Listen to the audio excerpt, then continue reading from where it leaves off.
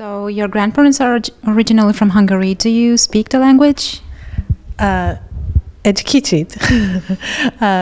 Only a little bit. I grew up listening to Hungarian spoken in our house. My mother spoke with her mother and her sister, and so it was very familiar to me. But I only learned a little bit, and then I had to learn a little bit more when I came here to do research for the novel. Is this your first time in Debrecen? No, this is my second time. I came in 2002 because I wanted to see the city. My grandfather went to gymnasium here, and I wanted to walk around the streets where he walked and to see his school and to see where he had lived. Your grandfather is from Konyár, is that right? Have you been there?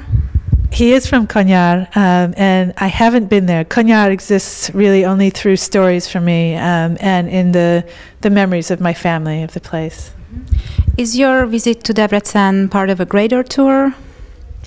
Yes, I've been here for about half a week now, and I've been giving a number of readings around Budapest and doing some interviews and speaking to the filmmaker Koltai Lajos about the film adaptation of the novel.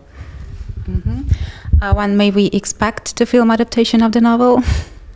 I wish I knew the answer to that question myself. The one thing I've learned about Hollywood is that it takes a lot longer than you expect it to. Okay, and what is your next novel going to be about? The next novel is about an American journalist named Varian Fry, who went to Marseille in 1940 to try to save a list of Jewish and anti-Nazi writers and artists who'd been blacklisted by the Gestapo. He went with a group called the Emergency Rescue Committee that was based in New York, and they gave him a list of 200 names and about $3,000 taped to his body, and they said, okay, you have a month to find these people and get them illegal passage out of France.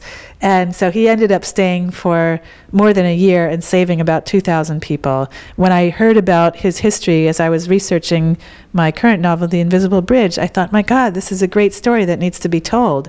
There have been a few books written about his experiences and a couple of not-so-good films, but no novel has ever been written about Varian Fry, and so I really wanted to find an interesting story to tell about his life and his experiences. And did you expect your first book to be such an international success as it is?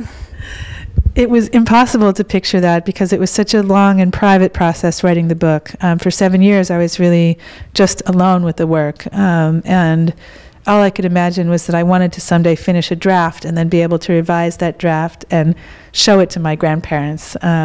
Beyond that, it's just a great surprise and a great pleasure to know that other people are now reading the book and enjoying it. Thank you very much for your time.